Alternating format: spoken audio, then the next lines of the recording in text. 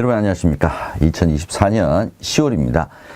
변액보험 판매관리사 자격시험 대비 실전 문제풀이 과정 그 첫 번째 시간 1번에서부터 20번까지 여러분과 함께 해보도록 하겠습니다. 자, 1번에서 4번까지는 OX 문제죠. OX 문제 한번 살펴보도록 하겠습니다. 보증형 변액보험. 보증형이니까 보증 비용이 빠지겠네요. 그죠? 매일 또는 매월 보증 비용을 특별 계정에서 일반 계정으로 차감을 한다. 뭐 틀린 내용이 없어 보이네요. 자, 그러면 보통 이 보증 비용과 관련해서는 주로 함정을 일반 계정에서 특별 계정으로 차감을 한다. 이런 함정이 나올 수 있습니다. 그래서 어디가 함정일까라는 점까지 공부를 해두시면 더 좋을 것 같습니다. 특별 계정에서 일반 계정으로, 즉 계약자 적립금에서 차감을 합니다. 그러니까 맞는 내용이 되겠습니다. 2번 문제 보겠습니다. 변액보험과 금융투자회사의 실적배당형 상품, 즉 대표적인 것이 펀드죠. 펀드. 공통점은 실적이 악화되더라도 지급되는 보험금이 최저보증. 자, 최저보증은 일단 변액보험에는 최저보증이 존재합니다. 근데 펀드의 경우에는 실적이 악화됐다 그래서 뭘 보증해 주는 것은 없죠. 그래서 공통점이라고 보기는 어렵네요. 정답은 X가 되겠습니다. 3번 문제 보겠습니다. 주식시장에서 1단계 매매거래 중단, 서킷 브레이커스 얘기하는 거죠. 최초로 한국종합주가지수가 전일 종가 대비 몇 퍼센트입니까? 1단계는 10%가 아니라 8%죠. 8%. 여러분 기억을 해 두시기 바랍니다. 이 문제도 자주 출제가 되고 있습니다. 4번 문제 보겠습니다. 보험계약은 일반적으로 보험회사에 의해 미리 작성된 보험약관을 토대로 계약이 체결이 됩니다. 계약자 개개인별 위험도에 따라서 개개인별에 맞는 약관을 일일이 다 만들 수가 없죠. 그래서 계약자는 그 약관을 전체로서 승인하거나 아니면 거절을 하는 성격을 가지고 있습니다. 이게 바로 부합계약성에 대한 설명이 되겠죠. 전체적인 지문으로 봐서는 틀린 내용을 찾을 수가 없습니다. 맞는 내용이 되겠습니다. 자, 이제 5번 사지선다형 문제, 금융시장에 대한 문제 한번 풀어보도록 하겠습니다. 콜시장, 콜시장에 대한 설명으로 맞는 것 찾아보겠습니다. 콜시장은 뭡니까? 금융기관들끼리 초단기로 잉여자금, 부속자금을 서로 거래하는 거래를 우리가 콜시장이라고 이야기를 합니다. 1번, 금융기관이 상호 간에 초단기로 자금을 거래하는 시장입니다. 여기까지는 맞네요. 차입자 입장에서는, 돈을 빌리는 사람 입장에서는 콜머니라고 얘기를 하고, 대여자 입장, 빌려주는 사람 입장에서 콜론이라고 합니다. 이게 4번 지문이네요. 그죠? 대출자 입장에서 콜론이라고 얘기를 합니다. 그래서 1번, 4번은 틀린 내용이고요. 2번, 콜 거래의 최장 만기는 90일입니다. 90일. 초단기 시장이기 때문에 90일입니다. 2번이 일단 맞는 정답이 되겠네요. 국내 콜 시장에서는 담보 거래, 담보를 하는데 신용, 이건 벌써 이게 의미가 조금 틀리죠. 그죠? 서로 다른 의미입니다. 그래서 무담보, 담보를 제공하지 않는 거래를 신용콜이라고 얘기를 합니다. 그래서 3번도 틀린 지문이 되겠네요. 그래서 정답은 2번이 되겠습니다. 자, 다음 문제 이제 6번 문제로 한번 넘어가 보도록 하겠습니다. 금리. 금리에 대한 문제는 매번 출제가 된다라고 봐야 되겠죠. 틀린 것 한번 찾아보겠습니다. 1번, 금리의 변동은 자금의 수요와 공급에 영향을 미친다. 맞는 내용이네. 그죠? 금리가 올라가게 되면 더 많이 공급을 하려고 할 것이고, 금리가 떨어지게 되면 자금 수요가 늘어나겠죠. 1번 맞는 내용입니다. 2번, 물가 변동 고려 여부에 따라서 어떤 금리와 어떤 금리로 구별이 되느냐. 요거는 시험 문제에 굉장히 자주 출제가 됩니다. 자, 물가 변동 고려 여부에 따라서 표면금리와 실효금리가 아니죠. 명목금리와 실질금리로 나누어집니다. 그래서 2번이 틀린 지문이 되겠습니다. 3번, 실질금리는 명목금리에서 물가 상승률을 뺀 금리를 말한다. 얘는 맞는 내용이지요. 2번 지문과 같이 연계해서 생각해 주시면 좋을 것 같고요. 이 지문을 바꿔서 이렇게 바꿔서 출제도 되고 있습니다. 즉 명목금리는 실질금리에서 물가 상승률을 뺀 겁니다. 이렇게 이야기하면 여기는 틀린 지문이 되겠죠. 구별을 같이 해주시면 좋을 것 같습니다. 금리 간 수준 비교는 통상 실효금리, 뭐 복리라든지 과세 부분 이걸 다 제외하고 실질적으로 받는 금리, 그죠? 우리가 실효금리, 그것을 기준으로 수준 비교를 하게 됩니다. 4번도 맞는 지문이 되겠습니다. 정답은 2번이 되겠죠. 7번 문제 보겠습니다.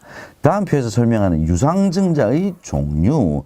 유상증자의 종류 여러 가지 있었죠. 뭐 일반 공모, 주주 배정, 제3자 배정, 주주 우선 공모, 뭐 직접 공모 뭐 이런 거 있었습니다. 보기 내용이 자, 어떤 유상증자의 종류를 의미하는 건지 한번 읽어보죠. 새로 발생되는 주식의 인수권을 기존 주주들의 보유 지분에 비례하여 배정하여 실권주가 발생하면 이사회의 결의에 따라 그 처리 방법을 결정하는 것으로 가장 자 일반적인 유상증자의 형태는 무엇입니까? 이게 바로 주주 배정이죠. 유상증자는 일단 기본적으로 기존 주주들 그 각자의 주주들이 가지고 있는 주식 수가 있겠죠. 그 비율에 따라서 우선 배정을 하는 것이 가장 일반적인 유상증자의 형태로 우리가 볼 수 있습니다. 정답은 2번이 되겠습니다. 8번 문제 보겠습니다. 다음 괄호 안에 들어갈 내용으로 알맞은 것은 어떤 내용일까요? 코스피 200 지수는 유가증권시장에 상장되어 있는 주식 중 시장 대표성, 유동성, 업종 대표성을 고려해 선정된 몇 개 종목입니까? 자, 이 뭐 잘 모르시더라도 이게 200, 여기서 힌트를 얻으시면 되겠죠. 200개 종목입니다. 200개. 시가총액 기준 이거 아닙니다. 시장 대표성, 유동성 및 업종 대표성을 고려해서 200개 종목을 선정해서 이 종목들을 대상으로 산출되는 지수를 우리가 코스피 200이라고 얘기를 합니다. 1990년 1월 3일을 기준으로 이 당시의 기준 지수를 얼마? 100으로 정해서 이에 대비한 주가 지수를 매일 발표하고 있습니다. 여러분 뭐 암기를 하셔야 될 부분이고요. 이 문제는 굉장히 몇 년 만에 오랜만에 출제가 된 것 같습니다.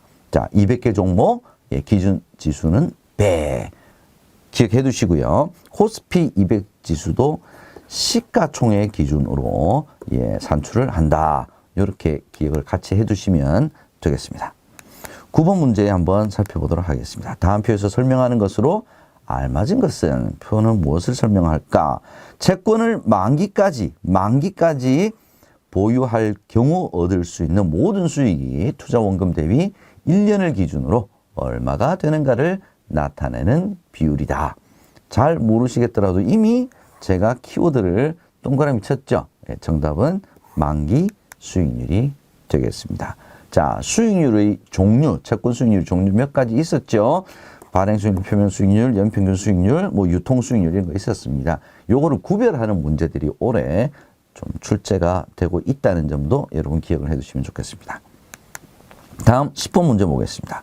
다음 중 채권 수익률과 채권 가격에 대한 설명으로 틀린 것 한번 찾아보겠습니다. 채권 수익률과 채권 가격은 서로 반비례하는 관계다. 이건 여러분께서 아마 공부를 하셨을 거라고 생각이 듭니다. 일단 머릿속에 넣어 놓으시고요. 또 채권 수익률은 일반적으로 얘는 금리와 같은 의미다. 이렇게 보셔도 될 것 같습니다. 1번 자금 공급이 감소하면 자금 공급이 감소했어요. 줄었어요. 시중에 돈이 없어요. 그럼 이자율은 상승을 하겠죠. 당연히 금리는 상승합니다. 그래서 채권 수익률도 상승합니다. 제가 이자율 금리하고 수익률은 같은 개념으로 보시면 될 것 같다라는 말씀 드렸죠. 그래서 1번은 맞는 내용이고요. 2번, 자금 공급이 증가하게 되면 이자율은 당연히 하락하겠죠. 이자율은 하락하게 되면 채권의 가치, 가격, 요거 같은 뜻으로 이해를 해 주시고요. 채권의 가치는 금리가 떨어졌으니까 상승한다라고 해야 맞는 내용입니다. 채권의 가치, 채권의 가격 자체는 금리가 올랐다는 것은 잘 안 팔리고 채권 잘 안 산다는 뜻이죠. 금리가 떨어졌다라는 것은 채권을 사자라고 하는 수요가 많은 거죠.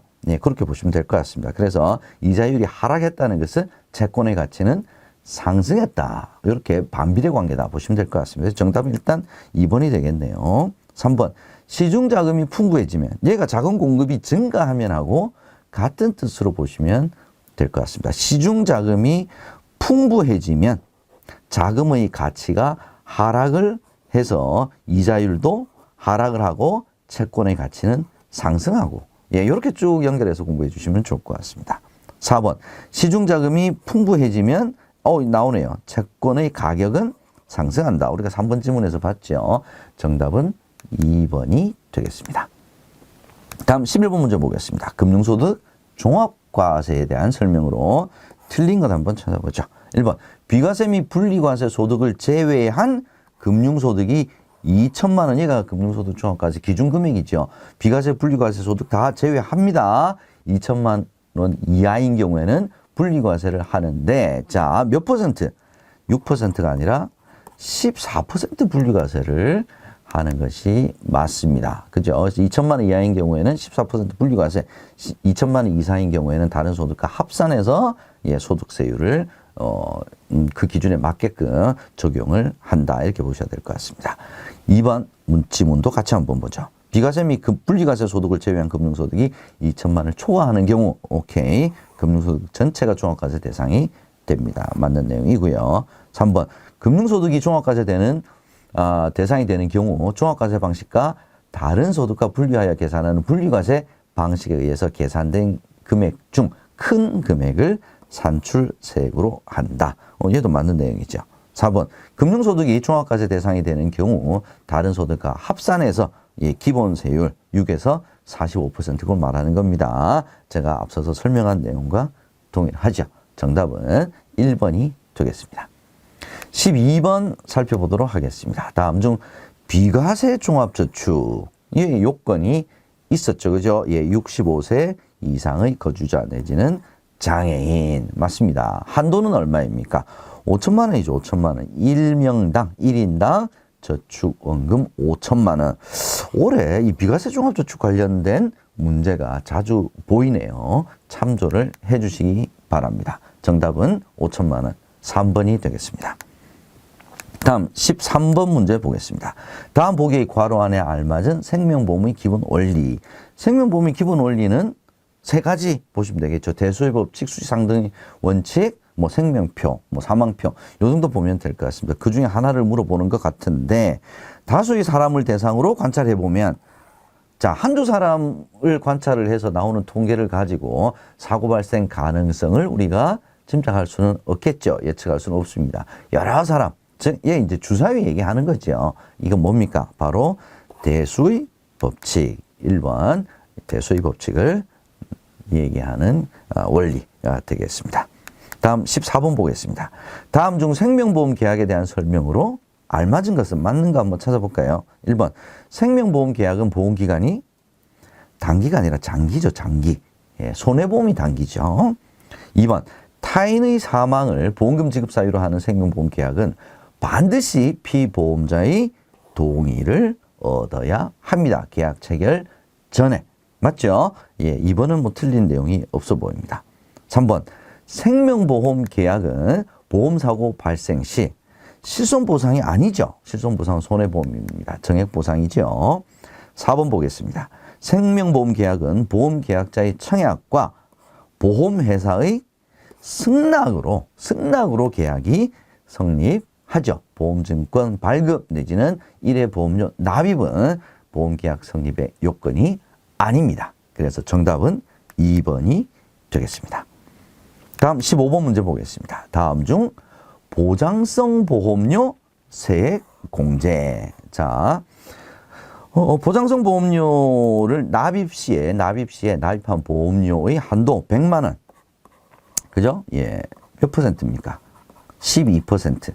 요걸 이제 세액 공제해 주는 거죠. 장애인 전용 보험은 한도 100만 원 똑같고 세율은 15%를 세액 공제해 준다. 요 두 가지만 기억을 해 주시면 될 것 같습니다. 1번, 중도 해지한 경우 해지 시까지 납입한 보험료에 대해서도 소득 공제 받을 수가 있죠. 예. 해지한 경우에도 해지 시까지 납입한 보험료에 대해서는 받을 수 있습니다. 2번, 납입한 보험료의 15%에 해당하는 금액이 아니라 12%죠. 12%에 해당하는 금액을 세액 공제 받을 수가 있습니다. 3번, 만기에 환급되는 금액이 납입 보험료를 초과하는 보험이면 얘는 저축성 보험이잖아요. 그죠? 보장성 보험료니까. 보장성 보험료는 초과하지 않는, 이렇게 돼야지 맞는 내용이 되겠죠. 그럼 정답은 자동으로 4번이네요. 기본 공제 대상자인 장애인을 피보험자로 하는 경우 소득 요건만 충족하면 세액 공제를 받을 수 있다. 얘가 맞는 내용입니다. 자, 다른 기본 공제 대상자들은 다 연소득, 소득 요건은 100만 원 공통적으로 있었죠. 나이 제한도 있었습니다. 그런데 장애인은 소득 요건만 충족하면 세액 공제 대상이 된다. 16번 한번 문제 살펴보도록 하겠습니다. 다음에서 증여재산으로 보는 보험금은 얼마인가? 자, 이 문제는 저도 처음 보는 문제입니다. 이렇게 꼬운 문제는 아닌데 이게 교재 그대로 나와 있는 사례이기도 합니다. 근데 뭐 이런 문제까지는 안 나왔었는데, 자, 증여재산으로 보는 보험금. 그 다음에 여기서는 총 증여재산 가액은 얼마인가? 이렇게 두 가지를 물어볼 수가 있습니다. 그래서 지금 보험금을 물어보는 거거든요. 자, A씨는 어머니를 피보험자라는 생명보험에 가입을 해서 1억 원의 보험금을 수령을 했습니다. 근데 총 납입 보험료 중 3천만 원은 A씨가 납입을 했고 나머지 2천만 원은 아버지로부터 증여를 받아서 납입을 했습니다. 그러면 자, 총 보험료는 5천만 원이겠네요. 그죠? 네. 5천만 원 중에 2천만 원을 아버지로부터 증여를 받아서 납입을 했으니까 이 2천만 원은 자기 돈이 아니죠. 그죠? 그래서 40%에 해당하는 4천만 원. 이 실은 증여재산으로 보는 총 전체 증여재산 가액이라고 볼 수 있는데 일단 2천만 원을 증여를 받았죠. 그죠? 그래서 일단 증여받은 금액은 2천만 원입니다. 근데 증여재산으로 보는 보험금은 증여받아서 납입을 했을 경우에는 여기서 2천만 원 증여받은 금액을 빼줘야 되겠죠. 그래서 합이 1억 원, 총 증여재산 가액은 4천만 원이에요. 그죠? 근데 증여받은 금액을 빼줘야 되기 때문에 증여재산으로 보는 보험금은 2천만 원이 정답이 되겠습니다. 자, 여러분, 이 문제, 잘 출제가 되었던 문제는 아니다. 뭐, 이렇게 봐지긴 합니다. 그런데 일단, 이런 문제까지 나올까? 뭐, 이런 생각을 가지고, 시험을 봤는데, 일단, 증여재산으로 보는 보험금을 물어보는 문제는 맞는 것 같습니다. 그래서 이 문제는 여러분께서 한 번쯤 기억에 남겨두시면 좋을 것 같습니다. 그래서 핵심은 뭐냐? 증여재산으로 보는 보험금을 물어보는 문제냐? 아니면 총 증여재산 가액을 물어보는 거냐? 이렇게 여러분께서 구별을 해주시면 좋겠습니다. 다음 17번 보겠습니다. 다음 중 우리나라의 변액보험에 적용되는 법적 규제에 대한 설명으로 맞는 것 한번 찾아보겠습니다. 1번, 변액보험의 정의는 보험업법에 정의되어 있죠. 명시되어 있습니다. 일단 1번이 정답이네요. 2번, 자본시장법은 적용되지만 보험업법은 적용되지 않는다. 모든 보험상품은 보험업법이 적용이 반드시 된다. 이렇게 보시면 될 것 같습니다. 변액보험도 생명보험 상품이죠. 그래서 당연히 보험업법 적용이 되고요. 투자상품의 성격도 가지고 있기 때문에 변액보험은 특별히 자본시장법까지도 적용이 둘 다 된다. 이게 핵심이었죠. 그죠? 3번, 변액보험은 생명보험회사에서만 판매를 할 수 있지 손해보험회사에서는 판매할 수 없습니다. 당연히 공제조합도 판매할 수 없고요. 4번 보겠습니다. 보험업법에 따라 특별계정과 일반 계정에 동일한 규제와 제한이 적용이 되는 것이 아니죠. 보험업법에 따라 특별계정과 일반 계정 서로 다른 규제와 제한이 적용이 된다라고 해야 맞는 내용이 되겠습니다. 정답은 1번이 되겠습니다. 다음 18번 문제 보겠습니다. 다음 중 변액연금보험의 사망보험금. 자, 변액연금보험, 연금보험이죠. 그죠? 그래서 제1보험기간과 제2보험기간으로 똑같이 나누어집니다. 제1보험기간이 바로 위험보장기간이죠. 위험보장기간에 피보험자 사망 시에 사망보험금을 지급을 하는데 이 사망보험금으로 지급하는 것이 뭐냐? 이걸 물어보는 거죠. 얘는 반드시 여러분들 암기를 해 주셔야 되는 내용입니다. 자, 이 문제는 굉장히 다양하게 올해 계속 출제가 되고 있습니다. 그래서 지문으로 출제가 될 수도 있고 이 18번 문제처럼 정답으로 얘를 꼭 집어서 물어볼 수도 있습니다. 그래서 반드시 기억을 해 주시고요. 뭡니까? 자, 일단 변액연금보험의 사망보험금의 최저 보증은 뭐죠? 기납입보험료입니다. 기납입보험료와 그 다음에 계약자 적립금 플러스 기본 사망보험금 중 둘 중에 큰 금액을 지급을 합니다. 그래서 여러분들 1번 정답 반드시 기억을 해 두셔야 될 것 같습니다.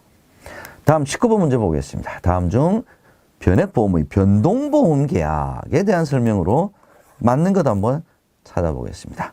1번 변동보험 계약은 특별계정 운영 실적에 따라 변동하죠. 그죠? 그래서 해약 환급금도 변동이 된다. 맞는 내용이죠.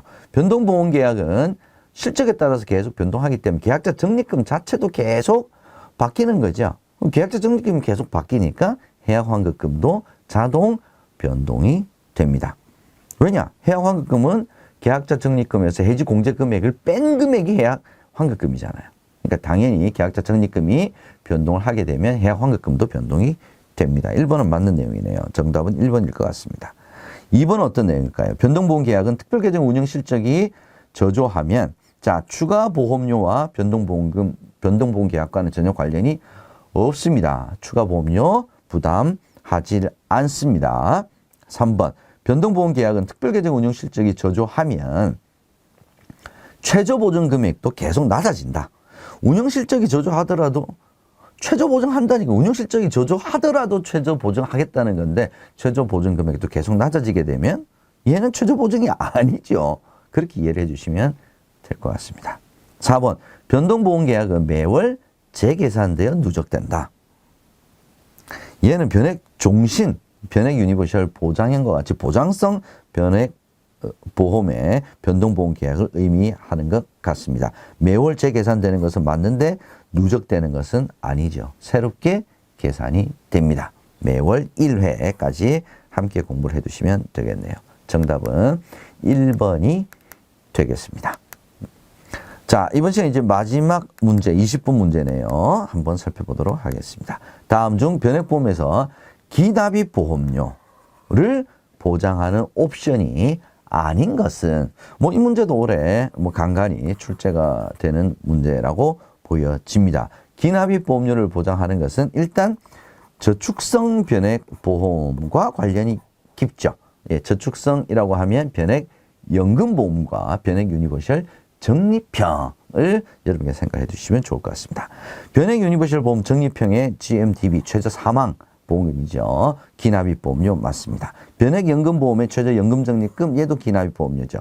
변액 종신보험 얘는 보장성이죠. 보장성의 GMDB 뭡니까? 최저 사망 보험금이죠.는 기납입 보험료로 보장하는 것이 아니라 얘는 기본 사망 보험금, 기본 보험금으로 최저 보장을 합니다. 그래서 일단 3번이 틀렸고요. 변액 연금보험 GMDB도 기납입 보험료로 최저 보장을 하고 있습니다. 자, 이렇게 해서 1번부터 20번까지 여러분과 함께 풀어봤습니다. 저는 잠시 뒤에 두 번째 시간에서 또 찾아뵙도록 하겠습니다. 여러분 수고하셨습니다.